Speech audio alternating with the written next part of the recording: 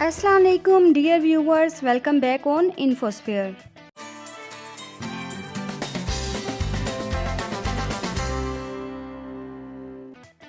آج کل آپ خبروں میں سن رہے ہوں گے کہ خلیج فارس یعنی مڈل ایسٹ میں حالات بہت خراب ہیں۔ کویت کے آسمان پر میزائل اور ڈرونز اڑ رہے ہیں، لیکن ایک عام انسان سوچتا ہے کہ یار یہ کویت، ایران اور امریکہ کا آپس میں چکر کیا ہے؟ یہ کیوں ایک دوسرے کے خون کے پیاسے ہو رہے ہیں؟ اگر آپ کو اس پورے معاملے کا کچھ پتہ نہیں تو پریشان مت ہو۔ آج میں آپ کو بالکل شروع سے ایک کہانی کی طرح سمجھاؤں گی کہ ان ملکوں کا آپس میں کیا تعلق ہے، ان کی آپس میں کیا تاریخ ہے اور بات یہاں تک کیسے پہنچی۔ سب سے پہلے میں آپ کو بتاؤں گی ایران کے بارے میں۔ یہ مڈل ایسٹ کا ایک بہت بڑا اور طاقتور مسلم ملک ہے۔ یہاں 1979 میں ایک اسلامی انقلاب آیا تھا، جس کے بعد سے ایران کی حکومت امریکہ کو اپنا سب سے بڑا دشمن مانتی ہے۔ اب جانتے ہیں کویت کے بارے میں۔ یہ ایران کے بالکل پڑوس میں واقع ایک بہت چھوٹا سا لیکن بے پناہ امیر ملک ہے، جس کے پاس تیل کے وسیع ذخائر ہیں۔ چھوٹا ملک ہونے کی وجہ سے اس کی اپنی فوج اتنی بڑی نہیں ہے کہ وہ اکیلے کسی بڑے ملک کا مقابلہ کر سکے۔ اب جانتے ہیں امریکہ کے بارے میں۔ یہ دنیا کی سپر پاور ہے، جو مڈل ایسٹ کے تیل پر کنٹرول اور اپنے اثر و رسوخ کے لیے ہمیشہ اس خطے میں موجود رہتا ہے۔ امریکہ کویت کا سب سے بڑا محافظ اور ایران کا سب سے بڑا دشمن ہے۔ آئیے اب جانتے ہیں اس کا تاریخی پس منظر۔ کہانی کا اصل موڑ 1990 میں آیا۔ کویت کے ایک اور پڑوسی ملک عراق کے صدر صدام حسین نے اچانک کویت پر حملہ کر کے اس پر قبضہ کر لیا۔ کویت بالکل بے بس ہو گیا۔ اس وقت کویت کو بچانے کے لیے امریکہ آگے آیا۔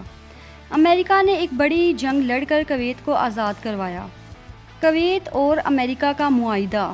جب کویت آزاد ہوا تو اسے سمجھ آ گئی کہ اسے اپنی حفاظت کے لیے کسی بڑی طاقت کی ضرورت ہے۔ چنانچہ کویت اور امریکہ کے درمیان ایک دفاعی معاہدہ ہوا، جس کے تحت امریکہ نے کویت میں اپنے بڑے فوجی اڈے بنا لیے۔ یعنی آسان لفظوں میں امریکہ نے کویت کو گارنٹی دی کہ تم پر کوئی آنکھ نہیں اٹھائے گا، اگر کوئی اٹھائے گا تو ہم اس سے لڑیں گے، اور بدلے میں کویت نے امریکہ کو اپنی زمین پر فوج رکھنے کی اجازت دے دی۔ تو یہ معاہدہ طے ہوا کویت اور امریکہ کے درمیان۔ اب دیکھتے ہیں کہ اس کے اندر ایران کا کیا کردار ہے۔ ایران کو یہ بات بالکل پسند نہیں تھی کہ اس کے بالکل پڑوس یعنی کویت میں امریکی فوج آ کر بیٹھ جائے۔ ایران کا ماننا ہے کہ مڈل ایسٹ کے فیصلوں میں امریکہ کا کوئی کام نہیں ہونا چاہیے، اس لیے ایران اور کویت کے تعلقات ہمیشہ اوپر نیچے ہوتے رہے۔ لیکن کویت نے ہمیشہ کوشش کی کہ وہ ایران سے سیدھی لڑائی نہ مول لے۔ تو اب تک آپ کو اس کی تاریخ کی سمجھ آ گئی ہوگی۔ اب جانتے ہیں کہ موجودہ دھماکے کیوں ہو رہے ہیں۔ سمندر کے جس راستے سے دنیا بھر کا تیل گزرتا ہے، وہاں بین الاقوامی تجارتی جہازوں پر مسلسل حملے ہو رہے تھے۔ امریکہ کا دعویٰ تھا کہ یہ حملے ایران یا اس کی مدد یافتہ تنظیمیں کروا رہی ہیں۔ امریکہ نے ان حملوں کے جواب میں ایران کے کئی فوجی ٹھکانوں پر فضائی حملے کیے۔ ایران نے امریکہ سے بدلہ لینے کے لیے براہ راست امریکہ پر حملہ نہیں کیا، بلکہ اس نے کویت اور بحرین میں موجود امریکی فوجی اڈوں کو نشانہ بنانے کے لیے میزائل اور ڈرونز داغ دیے۔ چونکہ میزائل کویت کی حدود میں آ رہے تھے، اس لیے کویت کی اپنی فوج کو حرکت میں آنا پڑا، اور انہوں نے اپنی فضائی حدود کی حفاظت کرتے ہوئے ان ایرانی میزائلوں کو راستے میں ہی تباہ کر دیا۔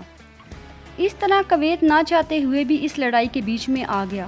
تو اب جانتے یہ ہیں کہ یہ جنگ کب ختم ہوگی۔ جب تک امریکہ اور ایران کے درمیان توازن پیدا نہیں ہوتا، یا جب تک بین الاقوامی برادری جیسے چین اور روس بیچ میں پڑ کر ایران اور امریکہ کو پیچھے نہیں ہٹاتی، تب تک کویت جیسے چھوٹے ملکوں پر یہ خطرہ منڈلاتا رہے گا۔ تو دوستوں، سادہ لفظوں میں کہانی یہ ہے کہ لڑائی امریکہ اور ایران کی ہے، لیکن چونکہ امریکہ کے اڈے کویت میں ہیں، اس لیے بیچارہ کویت اس لڑائی کی ضد میں آ رہا ہے۔ امید ہے اب آپ کو مڈل ایسٹ کا یہ پورا نقشہ اور کہانی اچھے سے سمجھ آ گئی ہوگی۔ آپ کو کیا لگتا ہے کہ امریکہ کو دوسرے ملکوں میں اپنے اڈے ختم کر دینے چاہیے؟ اپنی رائے کمنٹ میں ضرور بتائیں۔ ویڈیو کو لائک اور چینل کو سبسکرائب کرنا مت بھولیں۔ اللہ حافظ۔